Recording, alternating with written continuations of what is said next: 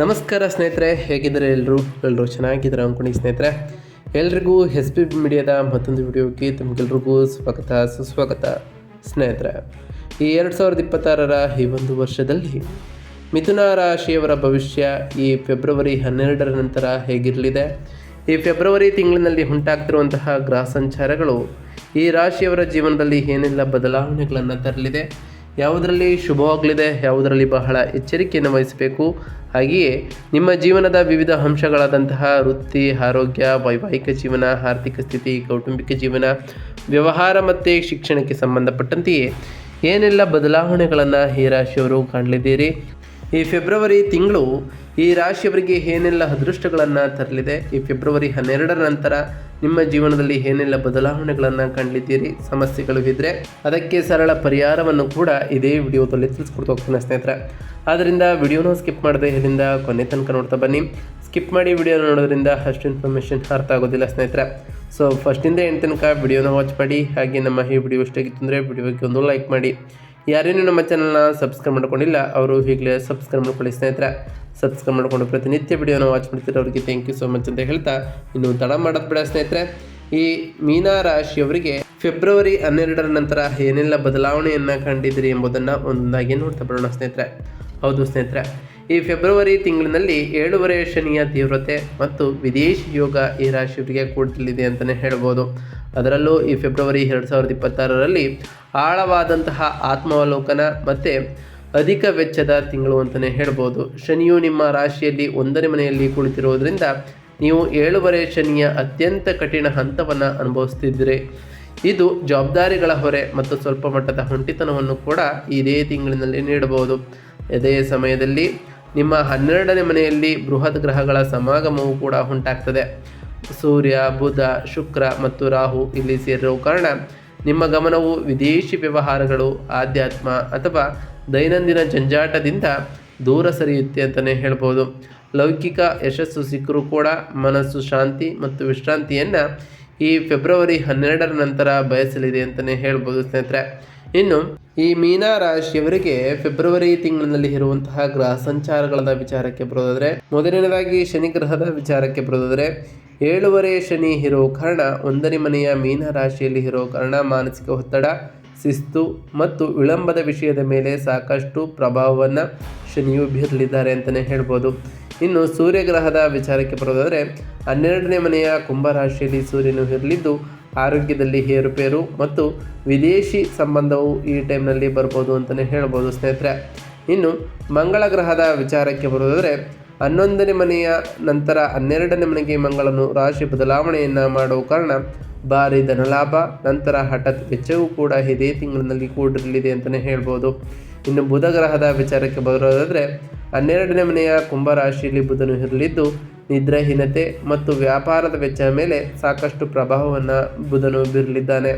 ಇನ್ನು ಗುರುಗ್ರಹದ ವಿಚಾರಕ್ಕೆ ಬರೋದಾದರೆ, ನಿಮ್ಮ ರಾಶಿ ಅಧಿಪತಿ ಗುರುವು 4ನೇ ಮನೆಯ ಮಿಥುನ ರಾಶಿಯಲ್ಲಿ ಇರಲಿದ್ದು ಕೌಟುಂಬಿಕ ಶಾಂತಿ ಮತ್ತು ಆಸ್ತಿ ವಿಚಾರದಲ್ಲಿ ಪ್ರಭಾವವನ್ನು ಗುರುವು ಬೀರಲಿದ್ದಾರೆ.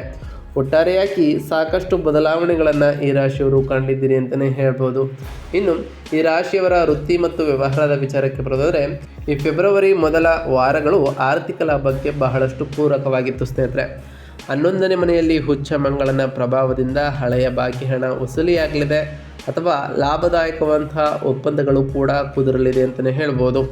ವೃತ್ತಿ ಜೀವನದಲ್ಲಿ ನಿಮ್ಮ ಪರಿಶ್ರಮಕ್ಕೆ ತಕ್ಕಂತಹ ಮನ್ನಣೆಯೂ ಕೂಡ ಸಿಗಲಿದ್ದು, ಆದರೆ ಗ್ರಹಗಳು 12ನೇ ಮನೆಗೆ ಸೇರಿದಂತೆ ಪರಿಸ್ಥಿತಿಯೂ ಕೂಡ ಬದಲಾಗಲಿದೆ.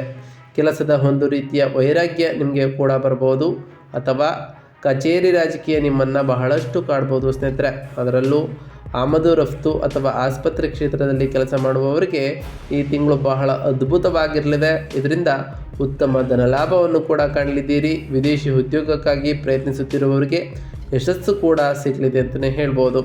ಅದರಲ್ಲೂ ಸ್ಥಳೀಯ ವ್ಯಾಪಾರಸ್ಥರು ತಿಂಗಳ ಕೊನೆಯ ವಾರದಲ್ಲಿ ನಷ್ಟ ಅಥವಾ ಕಳ್ಳತನದ ಬಗ್ಗೆ ಬಹಳಷ್ಟು ಎಚ್ಚರಿಕೆಯನ್ನು ಈ ಮೀನ ರಾಶಿಯವರು ವಹಿಸಬೇಕಾಗಿರ್ತದೆ ಅಂತಲೇ ಹೇಳ್ಬೋದು ಸ್ನೇಹಿತರೆ. ಇನ್ನು ಈ ಮೀನ ರಾಶಿಯವರ ಹಣಕಾಸಿನ ವಿಚಾರದಲ್ಲಿ ಈ ಫೆಬ್ರವರಿ 12ರ ನಂತರ ಏನೆಲ್ಲ ಬದಲಾವಣೆಯನ್ನು ಕಾಣಲಿದ್ದೀರಿ ಅನ್ನೋದ್ರ ವಿಚಾರಕ್ಕೆ ಬರೋದಾದರೆ, ಆರ್ಥಿಕವಾಗಿ ಈ ಮೀನ ರಾಶಿಯವರಿಗೆ ಆದಾಯ ಮತ್ತು ವೆಚ್ಚದ ನಡುವಿನ ಓಟ ಅಂತಲೇ ಹೇಳ್ಬೋದು.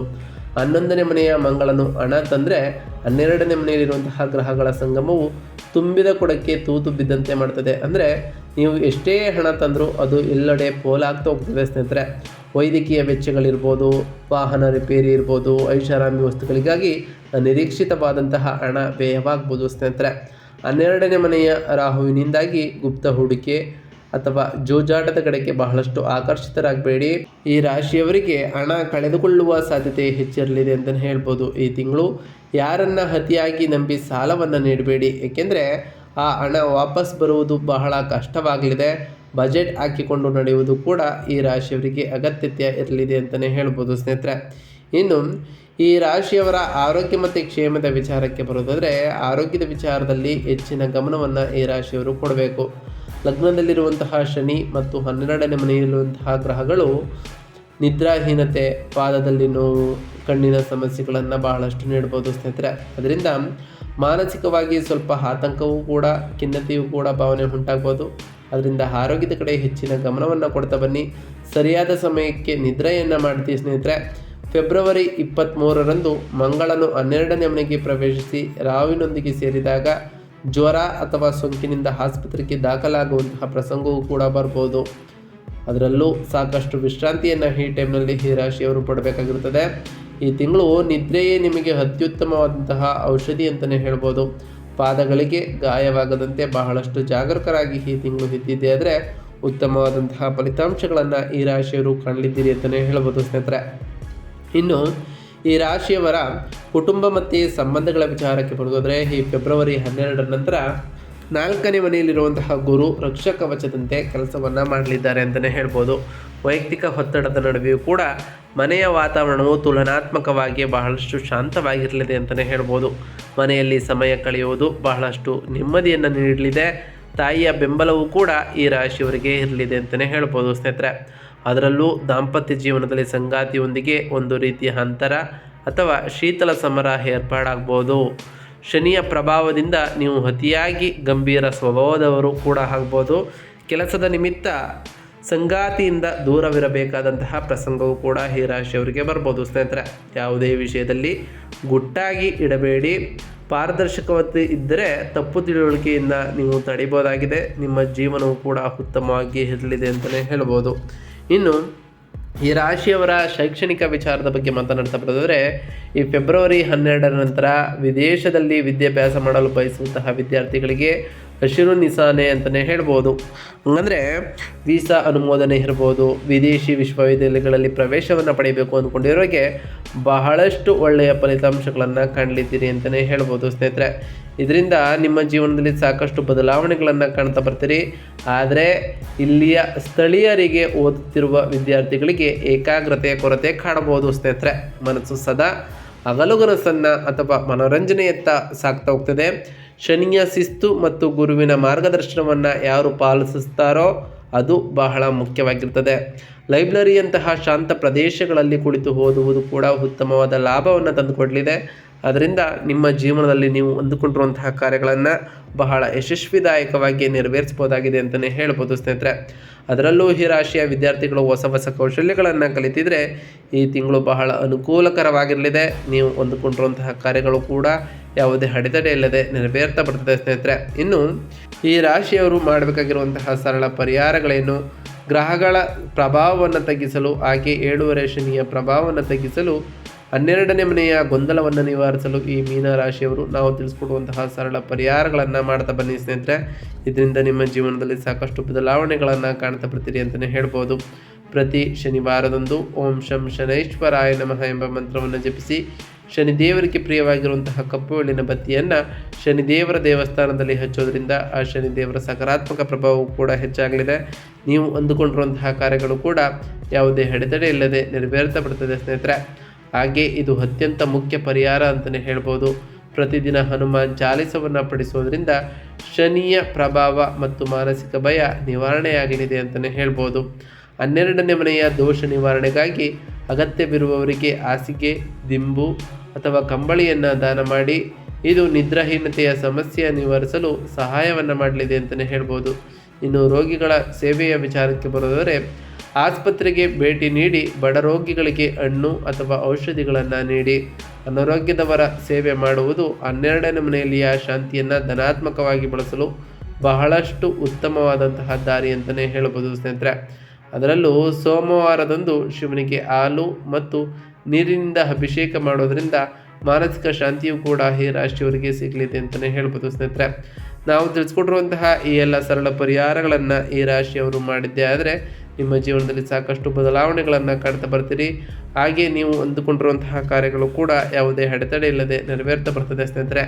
ಹಾಗೆ ಪ್ರತಿ ಗುರುವಾರದಂದು ಓಂ ಗುರುಭ್ಯೋ ನಮಃ ಎಂಬ ಮಂತ್ರವನ್ನು ಜಪಿಸಿ ಆ ಗುರುದೇವರ ಆಶೀರ್ವಾದವು ಕೂಡ ನಿಮ್ಮ ಮೇಲೆ ದೊರಕಲಿದೆ ಅಂತಲೇ ಹೇಳ್ಬೋದು.